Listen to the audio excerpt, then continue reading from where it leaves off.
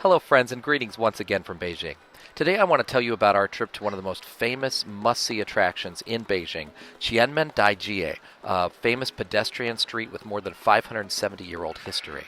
The street runs just south of the Zhengyang Gate, which is the archery tower, which runs directly south of Tiananmen Square on a direct axis with the downtown, the Forbidden City, and the Drum and Bell Towers. Once you come through, there's a bit of east meets west here, as you can see. The facades were renovated in 2008 in time for the Beijing Olympics, and honestly, it seems a little inauthentic now, kind of like a bit like a Disney Main Street idealized version of how the street might have looked in the past.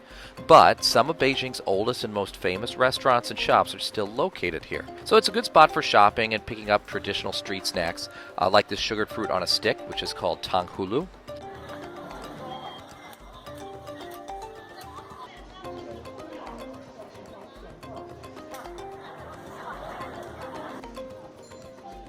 I think it gets even more interesting if you duck into some of the alleys that cross the street and run parallel to it. There's a bit more character there, some tasty looking food, but of course a bit of tourist kitsch there as well.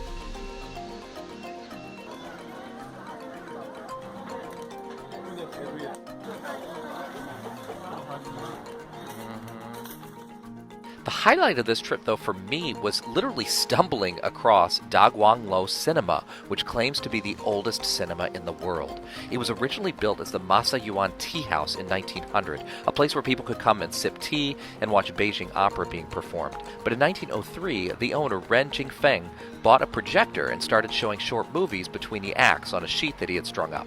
And then 2 years later, he produced the first ever Chinese movie. So he's basically considered the founder of Chinese cinema. After facelift in 2005, the facade was restored and the downstairs was refurbished in the original style of the old theater, bringing it back to a tea house cafe area. There's a nice little display here telling you the history of the theater. It's a cool combination of old and new, with access to the 3 screens upstairs. And they're still showing movies here, although the theater itself is more modern and it does show mostly Chinese films. If you're planning a trip to Beijing, I still highly recommend coming here. Even though, as I said, it maybe has a little bit of that Disneyland feel to it, it's still probably the only place you could go to experience what it might have been like to walk down a 19th century street in Beijing during the hustle and bustle of those days.